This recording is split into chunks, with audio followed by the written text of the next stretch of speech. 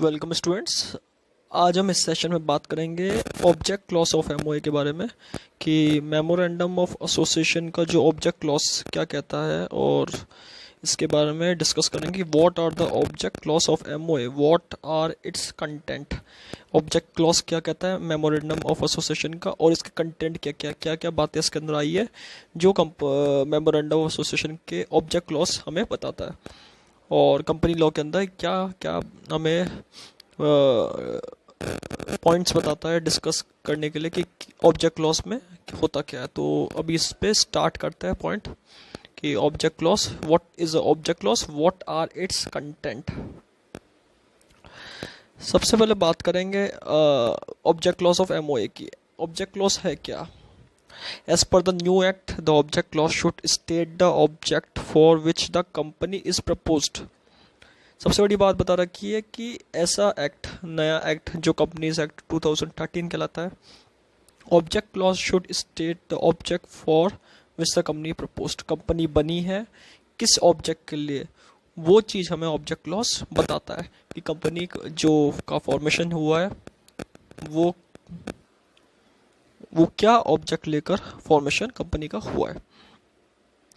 Company is propose to be incorporated, company बनी है किस ऑब्जेक्ट के लिए बनी है, and any matter considered necessary in furtherance thereof, और किस मैटर के लिए बनी है, किस ऑब्जेक्ट को लेकर कंपनी एग्जिस्ट कर रही है, किस ऑब्जेक्ट को लेकर कंपनी फॉर्मेशन हुआ है, कंपनी के जो बिजनेस है उसका ऑब्जेक्ट क्या है, किस बिजनेस को लेकर कंपनी मार्केट में आईएम फॉर्मेशन हुआ है मार्केट में कंपनी का। तो ये ऑब्जेक्ट क्लॉज हमें बताता है एमओए का, मेमोरेंडम एसोसिएशन का ऑब्जेक्ट क्लॉज हमें ये बताता है कि कंपनी का ऑब्जेक्ट क्या है, किस तरीके से कंपनी का ऑब्जेक्ट डिफाइन है।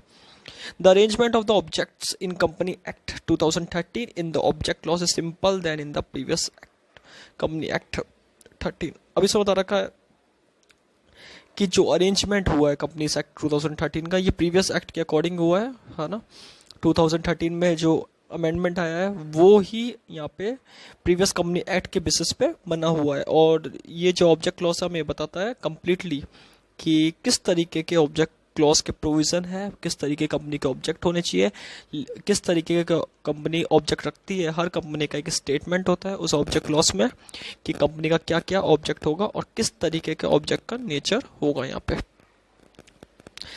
इसके बाद जो सेकंड पॉइंट जो बताया गया, ultra vires act is void. Ultra vires का मतलब यहाँ पे हो गया कि कंपनी को अपने ऑब्जेक्ट क्लॉज से, कंपनी को अपने ऑब्जेक्ट क्लॉज के बाहर, आउटसाइड पावर नहीं है किसी भी काम को करने की, किसी भी वर्क को करने की। कंपनी का जो ऑब्जेक्ट क्लॉज लिखा है उसी ऑब्जेक्ट क्लॉज के अंडर में कंपनी को यहाँ पे लीगल बिजनेस करना है। अगर कंपनी उस ऑब्जेक्ट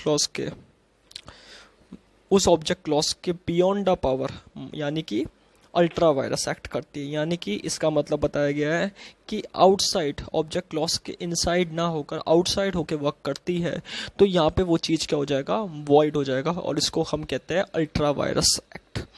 सो इसमें बताया गया सेकंड पॉइंट में, any act which is outside the object clause of the memorandum of association of the company is ultra vires and thus void. सबसे बड़ी बात है कि कोई सा भी एक्ट करेंगे ऑब्जेक्ट क्लॉज के आउटसाइड तो वो अल्ट्रा वायरस कहलाएगा, और ये क्या कहलाएगा, वॉइड कहलाएगा। वॉइड का मतलब इलीगल कहलाएगा। तो यहाँ पे जो सेकंड पॉइंट हमें बताता है, ultra vires act is void. इसके बाद जो थर्ड पॉइंट है वो हमें बताया गया है, any lawful object can be chosen. सबसे बड़ी बात बताई गई है कि ऑब्जेक्ट क्लॉज किस तरीके का होना चाहिए, किस तरीके का कंपनी का ऑब्जेक्ट होना चाहिए, लॉफुल ऑब्जेक्ट।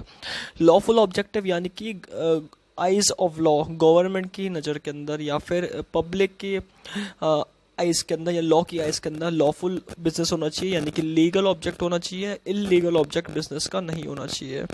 तो कंपनी के प्रमोटर को ये ध्यान रखने की बात है। फर्स्ट पॉइंट बताया, the promoters are free to choose any lawful object for the company.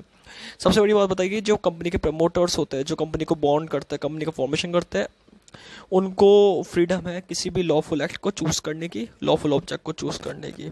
और सेकंड पॉइंट बताया गया है, the object should not be legal और अगेंस्ट पब्लिक पॉलिसी और not against the provision of the company act, not to be against the general law of land. Second point जो बताया गया कि इलीगल होना नहीं चाहिए, अगेंस्ट पब्लिक पॉलिसी नहीं होना चाहिए, दोनों बातें बताई गई है। Against the provision of the company act, not against the provision of company act, यानी कि कंपनी एक्ट की प्रोविजन चाहे 1956 के हो या 2013 के हो, किसी भी प्रोविजन के अगेंस्ट नहीं होना चाहिए। Not be against general of land, general law of land है जो, उसके अगेंस्ट भी नहीं होना चाहिए। तो ये बताई गई है कि किस तरीके से लॉफुल ऑब्जेक्ट कंपनी का होना चाहिए।